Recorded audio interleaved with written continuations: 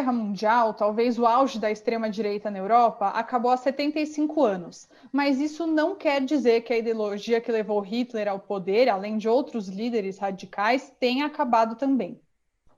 Nesse episódio do E Eu Com Isso, vamos tentar entender o que é extrema-direita hoje na Europa e como isso se reflete em outros lugares do mundo. Eu sou Daniel Dueck, diretor do Instituto Brasil-Israel. E eu sou Anita Efraim, sou jornalista. Hoje a gente tem dois convidados, também jornalistas, e hoje, como eu estava falando, o Dani é o único que está no Brasil, eu em Santiago do Chile, e a gente tem também a Letícia Duarte, que é jornalista radicada em Nova York. Ela é mestra em política e assuntos internacionais pela Universidade de Colômbia e estuda a ascensão da extrema-direita em diversos países do mundo. E também o Milton Bly, jornalista e correspondente em Paris, autor do livro A Europa Hipnotizada, a Escalada da Extrema-Direita. Bom, primeiro, Letícia, obrigada por aceitar estar com a gente hoje. Prazer, super prazer estar contribuindo aqui com vocês. E Milton também, cujo sobrenome não esconde, é um de nós também, uma visão judaica da Europa para falar com a gente, além de jornalística, claro. Milton, um prazer. Prazer, é um prazer estar falando com vocês, com os ouvintes também, e só para colocar um pouquinho de pimenta, né, logo de cara, eu gostaria de dizer que eu sou judeu laico. Tá? Mas aqui o que a gente mais tem também, Milton, então estamos em casa. Eu vou começar perguntando para a Letícia o que caracteriza um líder de extrema-direita e quem são os principais expoentes da extrema-direita hoje no mundo? Uma das principais características é justamente um discurso nacionalista e populista que mistura ingredientes de lei e ordem com xenofobia, racismo, exploração da religião e erosão democrática. Então, um elemento bem chave para entender a extrema-direita e esses líderes é a criação de uma narrativa do nós contra eles. É sempre criar um inimigo a ser combatido e, em nome dessa grande ameaça, que pode ser imaginária, real, enfim, diferentes graus, se justifica a adoção de medidas extremas, que, em último grau, ameaçam a democracia. Então, a gente vê ataques à imprensa, ataques, desmonte das instituições democráticas, e isso, claro, em cada país tem as suas próprias características, né? Mas alguns dos principais líderes que a gente poderia destacar, para começar pela Europa, a gente tem na Hungria, né, o Orbán, na Polônia, o Duda, tem também na Itália o Salvini, que é um dos líderes do Lega, né, o movimento nacionalista. Na Índia, daí a gente tem o Modi, que também é uma figura relevante. Nas Filipinas, o Rodrigo Duterte. E, claro, nos Estados Unidos, o presidente Donald Trump, que se tornou um ícone global. E no Brasil, o presidente Bolsonaro. Algumas das figuras seriam outras para destacar, né? Mas esse, acho que para a gente começar, são alguns dos expoentes. Olha, Anitta, eu só queria completar um pouquinho o que Claro. a Letícia disse, né? Tem algumas características que são comuns a todos. Por exemplo, a relação direta e não institucionalizada dos líderes com as massas, né? Quer dizer, não passa essa comunicação não passa pelas instituições, passa muito mais pelas redes sociais. Ela falou, é claro, do forte nacionalismo, da liderança política, que é muito mais baseada no carisma de cada um desses líderes, o conservatismo. Né, Letícia? O conservatismo é um dado importante, é um conservatismo desenfreado, e tudo isso se dá também dentro de um quadro de frágil sistema partidário. Né? Uhum. Os partidos políticos estão, em alguns lugares, inclusive, implodindo. Foi o caso aqui da França, por exemplo, com a eleição de Emmanuel Macron à presidência, mas em outros países também se tem uma situação de grande fragilidade partidária. A Letícia falou muito bem da aversão ao outro, né? ao estrangeiro, e é um sentimento que teve enorme influência na eleição do Trump, no Brexit, na escalada da Marine Le Pen em direção ao Palácio do Eliseu, que felizmente não se concretizou, e temos a ascensão dos neonazistas na Alemanha, e houve, e aí é uma boa notícia, houve a ascensão dos neonazistas da Europa, da Aurora Dourada na Grécia. O partido acaba de ser colocado na ilegalidade e um dos seus líderes teve, inclusive, que fugir da Grécia. Então, nós temos aí a primeira boa notícia com relação à extrema-direita, há outras das quais nós podemos falar daqui a pouco, como resultados eleitorais. O Steve Bannon, que é uma das cabeças desta alt-right, extrema-direita mundial, também ele quis comprar um monastério na Itália, não conseguiu, a justiça italiana negou essa possibilidade, e do governo italiano também houve uma coalizão contra a natureza, mas uma coalizão que acabou tirando o Salvini do governo, o que também é uma excelente notícia.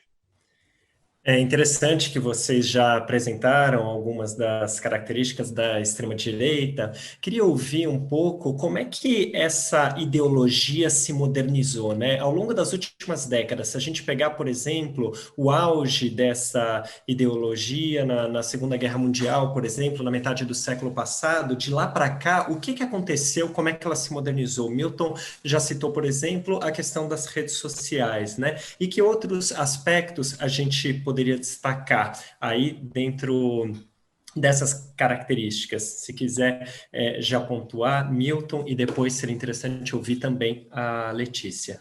Dentre essas características, a ascensão do que agora se chama iliberalismo. Né? Quer dizer, nós temos a democracia liberal e temos agora o que é iliberalismo. Inúmeros regimes políticos ocidentais entraram numa espécie de zona cinzenta, né? Situada entre o autoritarismo e a democracia liberal, e os dirigentes, embora eleitos, tendem a questionar os direitos fundamentais de seus cidadãos. É preciso lembrar um pouco, aqui eu gostaria de pontuar, o que é a democracia, né? Porque democracia não é apenas eleições. A eleição, o sufrágio, é essencial para a democracia. Sem eleição não há democracia. Agora, a democracia vai além da eleição, ou seja, não há democracia sem o Estado de Direito, por exemplo. Então, o Estado de Direito, o princípio do respeito ao direito, faz parte da democracia. E aí há um questionamento desses direitos fundamentais dos cidadãos em países como a Letícia citou, a Hungria, a Polônia, os Estados Unidos, é claro, e muito mais próximos aí de vocês, o Brasil, de Jair Bolsonaro. Aliás, eu não chamo particularmente esses regimes de democráticos. Eu utilizo o termo de ditadura insidiosa. Você acredita que hoje o Brasil não é uma plena democracia, então? Não é uma democracia. Não é uma democracia porque o presidente da República faz tudo para que não haja o respeito aos direitos fundamentais. Outras características dessa extrema-direita, degradação da vida pública e intelectual. Essa degradação da vida intelectual é muito patente, não há mais debate, né? O debate é oco, é dominado pela histeria, a gente vê aí no Brasil, inclusive, e se confunde polêmicas violentas e polêmicas estéreis, animadas sempre por argumentos de austeridades, jogos de ego, etc. Não? Uhum. Então, não há mais realmente debate, e que não há. E como não há debate, não há respeito do pluralismo e nem do contraditório, que fazem a democracia. Uhum. E aí, acho que muitas coisas que o Milton falou, elas vão diretamente, você consegue vê exemplos muito fáceis, por exemplo, do Donald Trump, né? E aí acho que a Letícia consegue falar melhor para a gente. Como é que você vê aí dos Estados Unidos essa modernização da extrema-direita desde a Segunda Guerra, Letícia? Eu acho que um elemento bem importante para a gente pensar, né, por que isso, enfim, como é que essa ideologia voltou a conquistar corações e mentes, é que eles moderaram o discurso e eles aderiram, ele tem um verniz democrático, né, não é mais uma afronta, aquela ideia de uma revolução, vamos tomar o poder e vamos matar todos os nossos inimigos. O caminho é eleitoral, é via eleitoral, em vez, e até uma questão bem interessante, né, que autores como Stephen Levinsky, do Como as Democracias Morrem, eles falam, hoje as democracias elas não morrem mais com tanques de guerra, elas morrem via dentro, né, do sistema democrático, essas pessoas tomam o poder e começam a minar a democracia por dentro. Então, esses partidos, eles têm esse verniz, né, de maneirar o discurso, de dizer que é uma questão de voltar a um passado glorioso, né, explorar essa questão dos medos, de toda a insegurança nesse contexto de globalização, das economias, das crises, e aí se elege um inimigo para ser combatido, mas em nome desse passado glorioso, né, como se fosse, nós vamos restaurar, né, America First, aqui nos Estados Unidos, aí a Europa First, o nosso país primeiro, e isso eles acabam explorando os medos e as vulnerabilidades que as populações locais têm, para disseminar essa ideologia, e é um processo meio gradativo, né? Não se começa atacando as instituições, começa via eleitoral, respeitando o sistema democrático, e assim que eles tomam o poder, e começa a minar as instituições por dentro, como a gente vê, né, as democracias morrendo. Tem um caso muito emblemático da Hungria, né, onde começou a mudar a Constituição, começaram a fechar os órgãos de imprensa, então é um processo gradativo, que começa com um apelo a esse nacionalismo, né, a nossa cultura, vamos voltar ao que era, e claro, com esse grande apelo das redes sociais que a gente mencionou brevemente antes, né, tudo mais com memes, mais divertido, espalhando fake news, teorias de conspiração. Que momento em que isso aconteceu, na verdade, né? Porque parecia uma coisa que não voltaria mais. A extrema-direita ocupar os lugares institucionais foi uma surpresa para muita gente, né? E aí o que eu queria ouvir de vocês, e pode começar talvez você, Letícia, seguindo um pouco o que você estava dizendo, é identificar em que hora que a extrema-direita se tornou de novo palatável e passou a ocupar esses lugares institucionais? Em que momento contemporâneo, recente, a extrema-direita saiu das margens, saiu desses grupelhos e teve sucesso na obtenção de cadeiras nos parlamentos, até a presidência em alguns países? O que foi que a gente perdeu? Não sei, tem um ponto-chave que a gente possa destacar? Diferentes autores, eles pontuam diferentes momentos, assim, mas um dos marcos, sabe, que coincide, né, com essa sanção no início dos anos 2000 foi justamente os atentados aqui às Torres Gêmeas, né, do 11 de setembro, que trouxe de volta aquele medo de uma ameaça, um terror global, temos que, né, fechar nossas fronteiras, tem um medo, assim, de voltar esse termômetro do medo e do terror, do terrorismo, e o que, talvez mais determinante depois disso, foram as crises econômicas, né, a gente pode citar a crise global de 2008, por exemplo, na medida que todo o mundo econômico começa a colapsar, traz de volta essa ideia de a gente precisa reagir porque a gente está perdendo os nossos empregos, a gente está sem trabalho, e aí volta aquela coisa, depois a crise dos imigrantes, né, dos refugiados, na Europa 2015, por exemplo, também reforçou, né, uma coisa vai se somando à outra, esse discurso de a gente está perdendo nossos empregos e a culpa é dos imigrantes, a gente está perdendo o emprego e né, tem que achar alguém para culpar e acaba ficando volta ao bode expiatório, né, esse recurso. Exatamente, volta né, num cenário de crise, quanto mais a crise se agudiza, mais appealing, né, mais esses discursos se tornam sedutores porque eles oferecem um discurso simplista e como se tivessem a solução, né? A gente está no meio desse caos, a gente está no meio da crise e eu sou o cara que tenho a solução.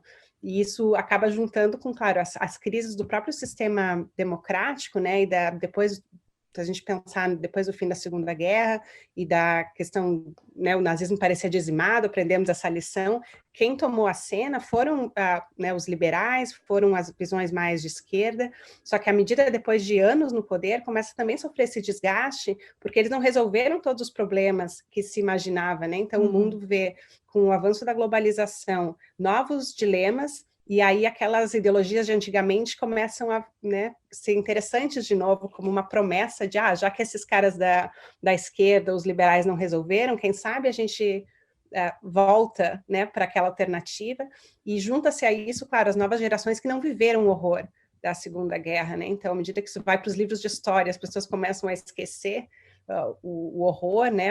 Enfim, a própria extrema-direita agora diz que foi mentira, né? Que nem foi bem assim, tem gente negando até o Holocausto.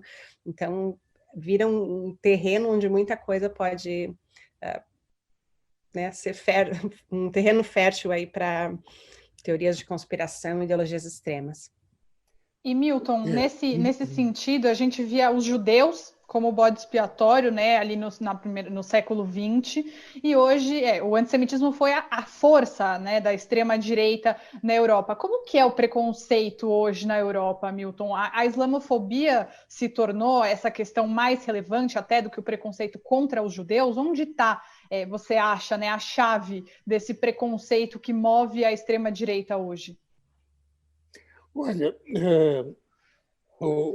nós falamos de um passado recente, né, da extrema-direita, e o Adorno, né,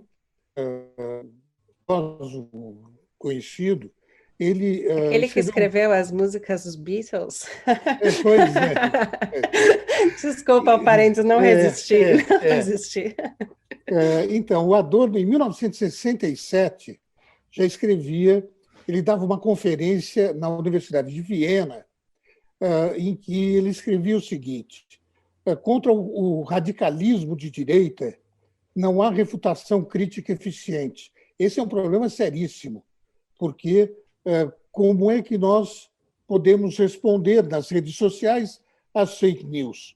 Com a verdade, só que as fake news são muito poderosas. Então, simplesmente a verdade não é suficiente. Aliás, outro dia eu via um debate aqui na televisão francesa em que um especialista em redes sociais dizia o seguinte: a extrema-direita conseguiu se apoderar, né, da linguagem das redes sociais, introduzindo as fake news, introduzindo as meias-verdades, a pós-verdade, e nós só conseguiremos combatê-los se nós fizermos o mesmo.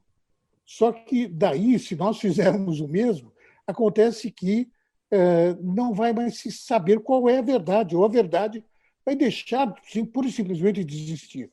Então, é um problema seríssimo e nós não sabemos exatamente como combatê-la, apesar de alguns resultados positivos ultimamente. E o Adorno continuava dizendo o seguinte: o fascínio por esse fenômeno do radicalismo de direita é muito semelhante ao que nós sentimos pela estupidez.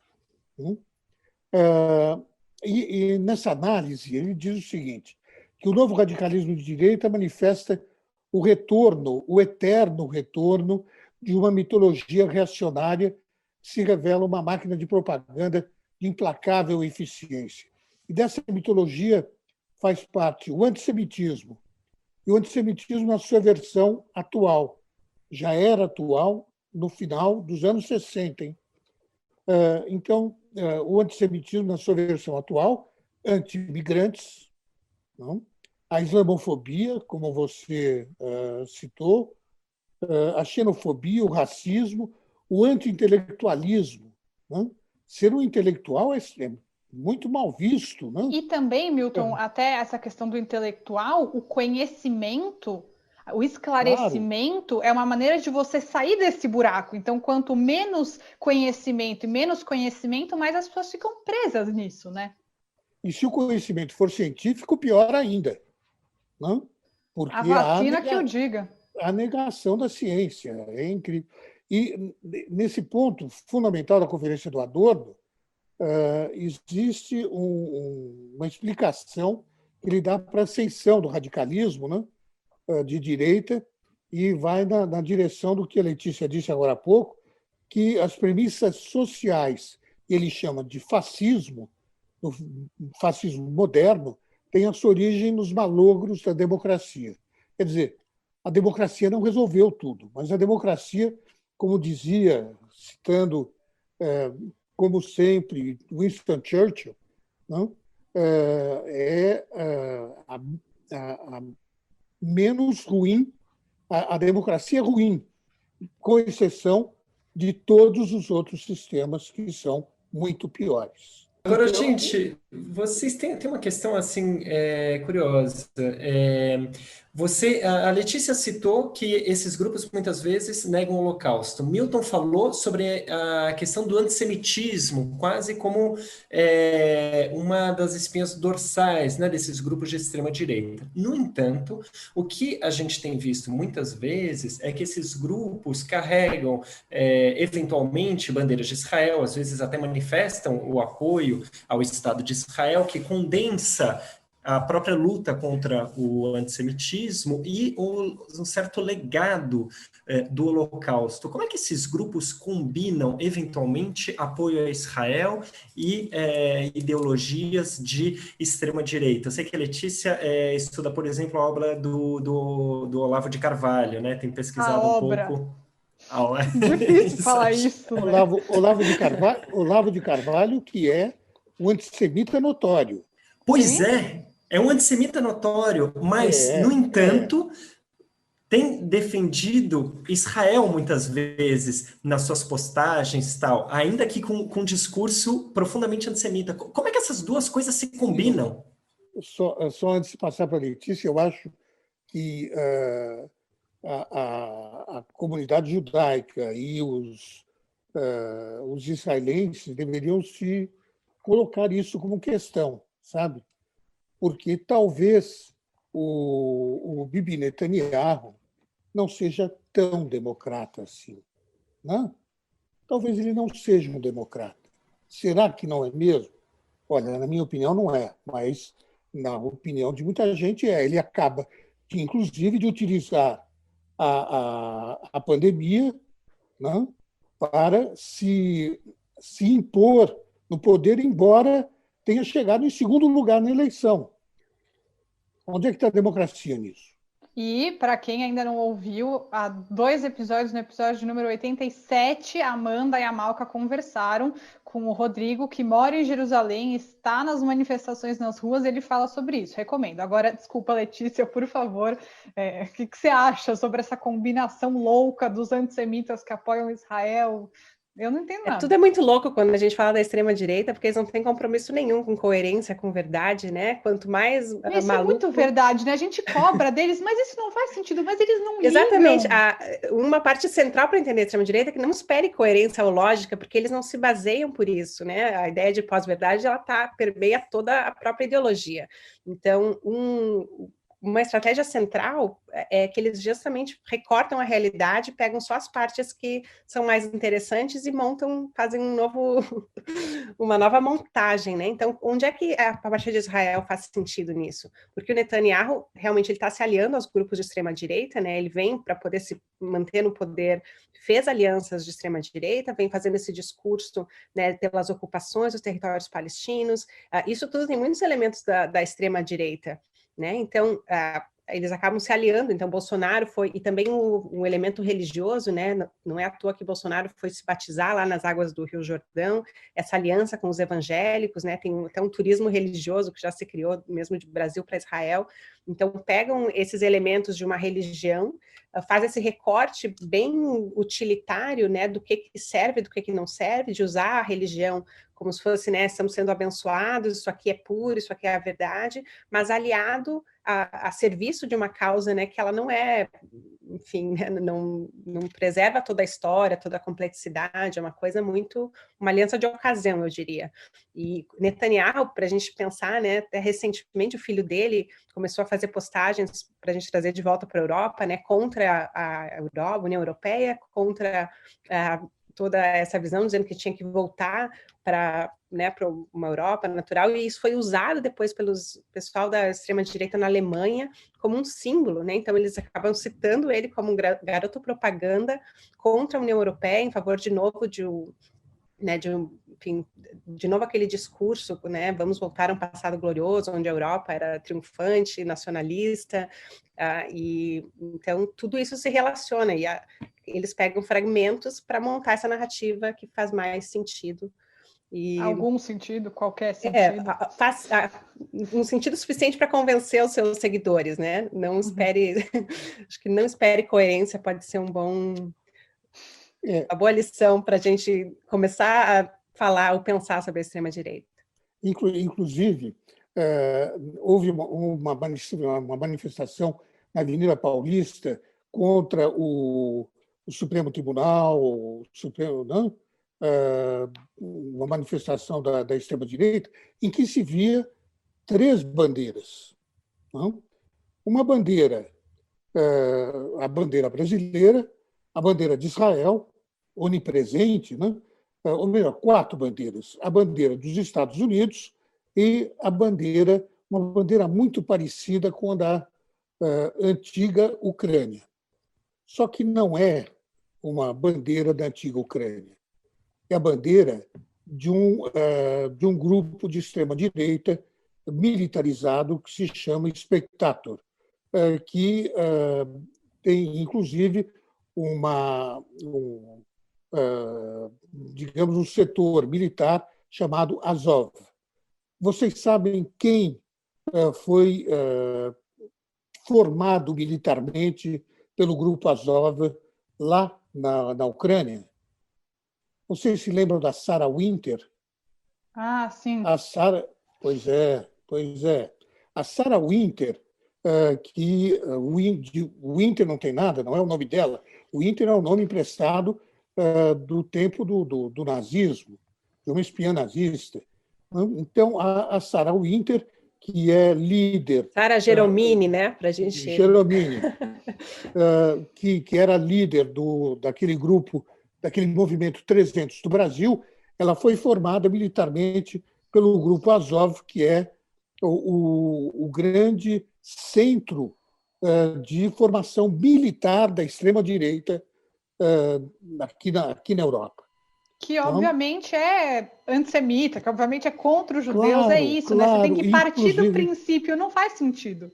Você vê, de um lado, a bandeira de Israel, de outro lado, a bandeira do grupo Azov, que forma militarmente essa extrema-direita. E vocês sabem, então, que esse grupo Azov forma, inclusive, movimentos que vão atuar dentro dos países, em células neonazistas.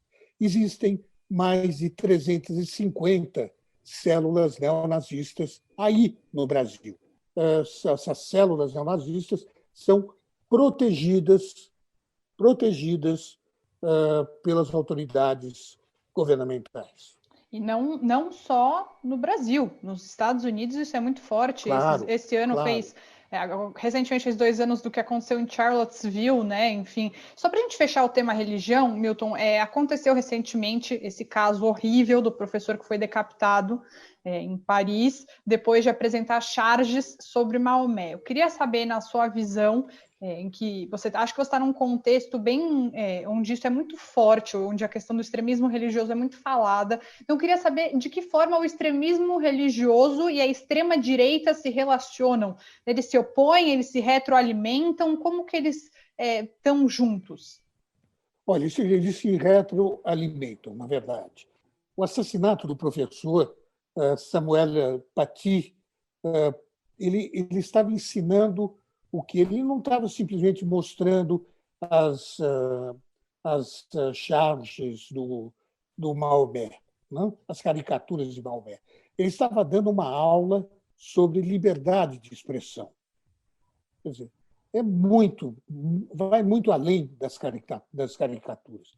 Ele chegou, inclusive, nessa aula em que ele mostrou as caricaturas, a advertir os alunos da sua classe que fossem muçulmanos que, se quisessem, pudessem sair, porque poderiam se sentir agredidos por aquelas imagens. Muito embora, e isso o radicalismo islâmico não conta, exista uma tradição de caricaturas, né, na religião muçulmana. Maomé, lá para trás, ele foi alvo de caricaturas milhares e milhares de vezes dentro da própria comunidade muçulmana. É uma comunidade pacífica, é uma comunidade integrada à sociedade francesa, mas esses radicais islâmicos, esses fascistas islâmicos, na verdade, eles dizem o seguinte: nós só respeitamos a Sharia, nós só respeitamos a lei islâmica, só respeitamos o Alcorão. E aí o que faz a extrema-direita? A extrema-direita toma conta de todo o espaço de oposição a eles, fazendo um amálgama terrível. Ou seja, radicais islâmicos igual à comunidade muçulmana, embora não tenha nada a ver, comunidade muçulmana igual a migrantes. Então, conclusão, nós temos que expulsar todos os imigrantes do território francês, porque assim resolvemos todos os nossos problemas. Ou seja, entre nós, brancos, cristãos, nós nos damos muito bem. Os outros é que são o problema. Sempre, né, Letícia? A questão dos outros. Então, a comunidade muçulmana integrada não causa nenhum problema. Então, por isso é que eu disse que elas se alimentam entre si. É um jogo entre a extrema-direita e os extremos muçulmanos, e, então, cria uma situação que é insustentável. Perfeito. Agora tem uma outra coisa interessante, que ela é aparentemente contraditória, mas acho que é um paradoxo que a gente tem visto muito, que é o seguinte: os grupos, eles se utilizam do nacionalismo enquanto ideologia nos países nos quais eles se encontram, porém, eles estão imersos em redes globais, estão conectados entre os lugares, né? Ou seja, é quase como se grupos de extrema-direita utilizassem o próprio nacionalismo para se globalizarem. E aí, aproveitando que estamos aqui em 4 pessoas, cada um num canto do mundo, queria ouvir como é que um contexto influencia o outro. Então, começar por você, Letícia, você está nos Estados Unidos, queria saber como é que essa situação na Europa, a ascensão da extrema-direita na Europa influencia os Estados Unidos, como é que está a situação por aí. A gente falou muito brevemente no começo sobre o Donald Trump, sobre Charlottesville, enfim, se você pudesse nos informar um pouco sobre isso, e depois a gente pode fazer o caminho contrário do Milton falando a partir do ponto de vista da Europa, em relação àquilo que acontece nos Estados Unidos e como uma coisa influencia a outra. É interessante, assim como o Milton estava falando, nessa questão da retroalimentação, né? Como um fenômeno alimenta o outro, eu acho que é o mesmo vale para a gente pensar nessas relações, como você muito bem colocou, né? Defendendo o nacionalismo, mas numa escala global, e é como se um aprendesse com o outro, e esses ingredientes vão sendo usados para reforçar localmente a sua posição, no momento que você está isolado. Então, o presidente Donald Trump, por exemplo, ele vive falando, o meu amigo Duda, o meu amigo Orbán. Então, eles criam essas ceias de relação, que é como você, né, às vezes, quando você sofre uma crítica, você diz, mas na Europa também, mas os nossos inimigos, e principalmente, acho que uma coisa que é muito incomum aqui nos Estados Unidos também na Europa, é essa questão dos imigrantes, né? Então, os imigrantes são os grandes inimigos. Então, o Trump fala dos mexicanos, especialmente, mas é a mesma, eles aprendem uns com os outros, né? E às vezes copiam, inclusive, técnicas de... achei interessante que até a AfD na Alemanha, recentemente, também fizeram um protesto contra as regulações do coronavírus, usando uma bandeira que tinha a imagem do presidente Donald Trump. porque a retórica dele toda contra, né, dizendo que é um vírus chinês, dizendo que né, também o inimigo vem de fora, não é culpa nossa, sempre achar alguém para culpar, alguém de fora.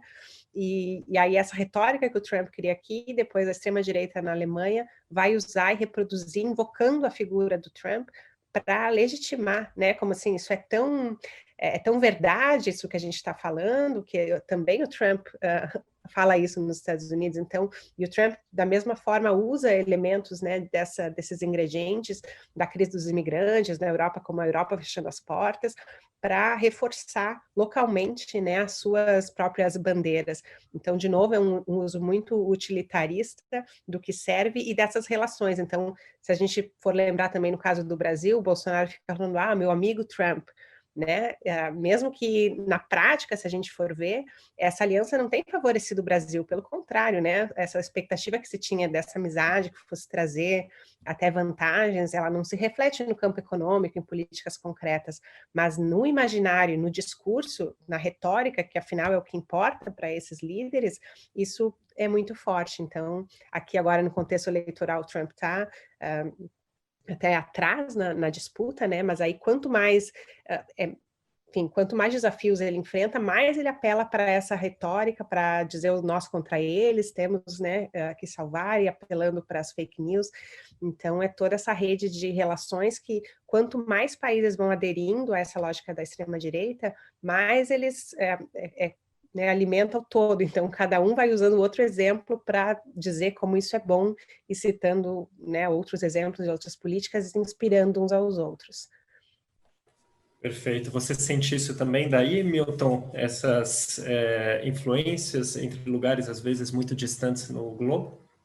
Inclusive, nós temos, por exemplo, aqui na Europa, nós vamos além. Né? Existe no Parlamento Europeu um grupo de extrema-direita que está tentando se formar. O Orbán ainda hesita em fazer parte, porque se ele assumir, digamos, de maneira oficial, que ele faz parte da extrema-direita, ele pode sofrer sanções da União Europeia. Existe a possibilidade, nesse momento, inclusive, de sanções à Polônia e à Hungria, mas elas não são efetivas. Então, o Orbán e o Duda estão pisando em ovos com relação a isso, mas existe uma relação muito íntima entre os líderes da extrema-direita. Eles são como aqueles decalque bonito, né? Que você cola um no outro. Eles são muito parecidos, né? Todos eles. Então, eles têm a mesma maneira de pensar, eles têm a mesma maneira de agir, eles têm os mesmos objetivos, né? Que, no fundo, se você oferecesse a oportunidade deles serem ditadores, todos diriam, eu quero, né? Na hora. Quer dizer, não haveria nenhuma hesitação. Você não tem aí nenhum democrata que realmente faça parte, integre esse grande movimento mundial de extrema-direita. Então, eles só não são ditadores oficialmente porque não dá para ser. A situação do mundo é outra. Né? Agora, o que vai acontecer depois do coronavírus? O que vai acontecer depois da Covid-19? Aí é uma grande incógnita. Né? Mesmo porque você tem alguns países que estão se dando muito bem no combate ao coronavírus, países democráticos, e você tem outros países que estão também igualmente se dando muito bem e que são ditaduras como a China. Né? Uhum. E a China que está sonhando com uma coisa que é exportar o seu sistema político. É só o que falta para a China. E vou Então, acrescentar uma coisa até, que acho que faz muito sentido com o que você está falando, da minha experiência, que agora que eu moro no Chile faz quase um ano, acho que deu para entender algumas coisas, mas que o sistema econômico, ele também é um sistema de dominação, né? Então, aqui no Chile, supostamente um governo democrático, mas que por meio das ferramentas do neoliberalismo, ele mantém os seus cidadãos sob um tipo de regime que a muitos não parece tão democrático assim, até porque a exclusão das pessoas dos direitos básicos faz a gente questionar se é realmente uma democracia, né? direitos básicos falam-se, inclusive, em alimentação, em fome. Exato. Aqui a água é privatizada. Pois é. E você vê, você tocou num aspecto importantíssimo, e que está hoje em xeque, né? O neoliberalismo e a chamada globalização feliz. A globalização feliz acabou, não? O coronavírus colocou um ponto final definitivo na globalização feliz. Aquela globalização em que não precisamos mais nos preocupar, porque hoje todos os países formam uma grande comunidade em que há o liberalismo e nós trocamos como bem entendemos produtos e serviços, etc. É uma balela, não? Nós vimos que aqui na França, não, no início da pandemia, não tinha máscara. Não tinha máscara, não era para mim, não era para que eu pudesse sair na rua. Não tinha máscara para o médico. Não tinha máscara para a enfermeira, para o enfermeiro. Não tinha roupa adequada. Não? Digamos, os remédios, paracetamol. Paracetamol vinha da China. E a China diz não tem mais paracetamol para o resto do mundo, e não tem. Não? Posso só acrescentar uma coisa? Pois não, por favor. Queria só acrescentar nessa questão que vocês estavam falando, né, de como o neoliberalismo se relaciona com essa ascensão da extrema-direita, está na raiz, né, de muitas dessas crises que a gente fala, que alimentam esses medos. Acho que é bem interessante, tem alguns autores que eles falam que é exatamente isso, é como se o neoliberalismo fosse o real causador, né, de todas essas crises e dessa desilusão com a globalização, com essa insegurança econômica, só que aí a resposta que esses líderes da extrema-direita dão vai para a questão cultural e de valores, né? Então, assim, é como se todo mundo sofre com a questão econômica, com essa opção pelo neoliberalismo, por esse modelo econômico, mas em vez de se culpar esse sistema econômico, se culpa a cultura. Não, o problema é que alguém está tomando nosso lugar, o problema é que alguém está nos invadindo, o problema é que nossos valores são corrompidos, o problema é o avanço das mulheres, dos direitos sociais e da questão dos direitos humanos, o problema é que os negros estão ascendendo socialmente, tirando nossos lugares. Então, é como se tentasse restaurar aquela ordem antiga, onde havia uma hierarquia social mais clara, onde alguns dominavam, os outros eram os dominados, e aí se culpa as minorias que, de alguma forma, com essa questão de movimentos sociais, acabaram ascendendo, ganhando mais direitos, e aí, em vez de se culpar a economia, se culpa as minorias.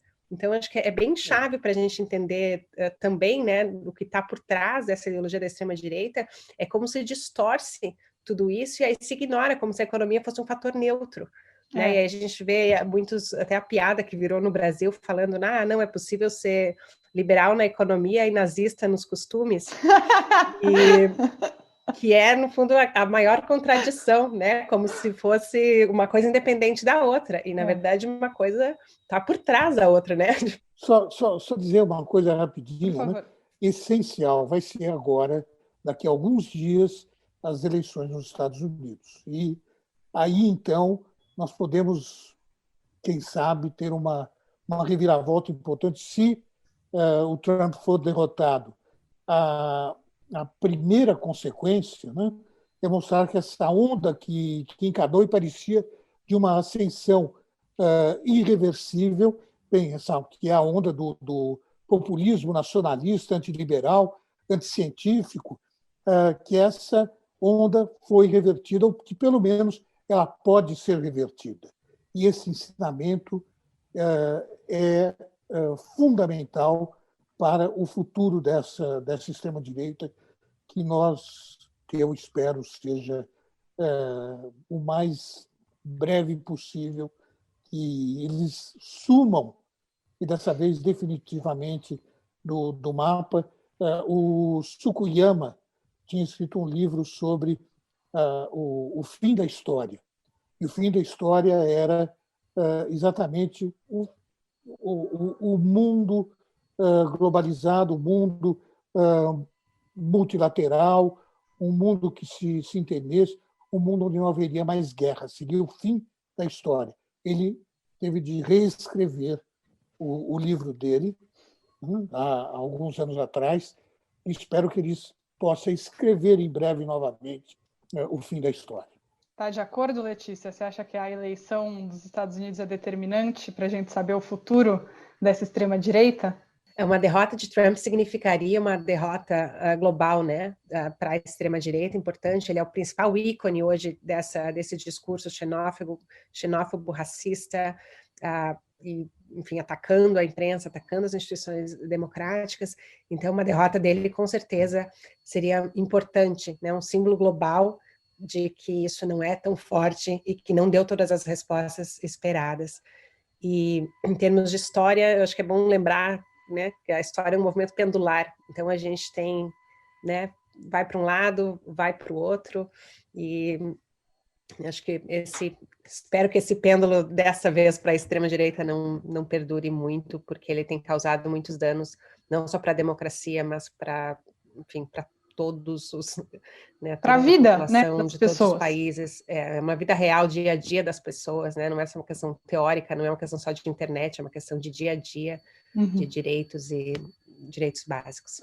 Pessoal, muito, muito obrigada. De novo, Letícia Duarte, jornalista radicada em Nova York, mestra em Política e Assuntos Internacionais pela Universidade de Colômbia e estuda a ascensão da extrema-direita em diversos países. Para quem não ouviu, vou fazer a propaganda de outro podcast que eu amo, que é o Retrato Narrado, da Rádio Novelo com o Spotify, que a Letícia, inclusive, esteve no episódio mais recente em que ela falou sobre o Olavo de Carvalho. A Letícia que foi xingada pelo Olavo de Carvalho, uma coisa horrorosa, mas que mostra, acho que ilustra, falo para as pessoas, vão lá ver, porque ilustra o que é o pensador, entre muitas aspas, da extrema-direita. E também o Milton Bly, que é jornalista, correspondente em Paris e autor do livro A Europa Hipnotizada, a Escalada da Extrema-Direita. Para quem quiser saber mais também, vocês podem então ir atrás das obras dos dois, que são estudiosos do tema. E obrigada às pessoas do Twitter que me indicaram vocês dois. Obrigada, Letícia. Diga, Olha, diga. Eu queria só, para terminar, dar os parabéns para a Letícia por ter sido xingada pelo Olavo de Carvalho. Isso conta muito no currículo, viu? Eu acho que se eu tivesse sido elogiada, seria um problema. Seria. Pois é, exato. Obrigada, Letícia. Muito obrigada pelo convite, muito bacana. Achei muito importante essa discussão que a gente está tendo aqui, muito, enfim, feliz de participar, né? Porque muita gente fala, por que falar desses malucos? Mas esses malucos hoje são os nossos governantes, né? E tem muitos danos concretos que a gente está vendo. Então, agradeço pela oportunidade, pelo bate-papo.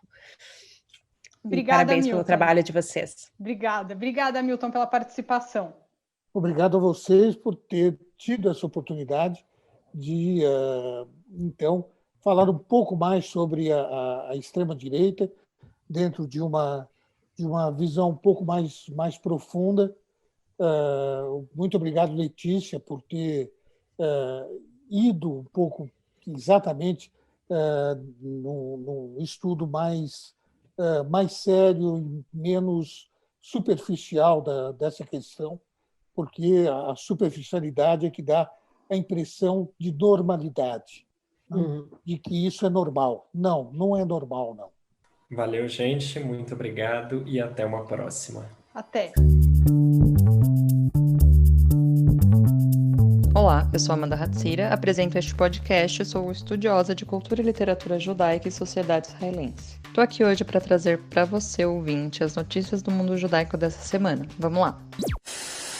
A notícia de hoje está mais difícil de engolir que matzá em Pessach. E quem já comeu matzá sabe que o negócio é difícil. É sobre a polêmica nomeação de Efi Eitam para liderar o Yad Vashem, que é o Museu e Memorial do Holocausto. Já que o atual presidente do museu, Avner Shalev, que está na função desde 93, vai se aposentar no final do ano. A notícia boa é que tem gente resistindo à escolha do primeiro-ministro Benjamin Netanyahu. Organizações israelenses de sobreviventes do Holocausto, por exemplo, estão se posicionando dizendo que ele é impróprio para o cargo, e vocês já vão saber por quê. Efi Eitam é um ex-legislador que disse que os árabes israelenses não deveriam ser autorizados a servir no parlamento de Israel. Ele, que tem 68 anos e foi membro da Knesset entre 2003 e 2009, além de chefe do agora extinto Partido Religioso Nacional, chamou os árabes israelenses de um câncer para a sociedade. É esse o nível mesmo, acredite se quiser. Agora ele está sendo examinado por um comitê parlamentar e a votação da sua candidatura deve acontecer em breve.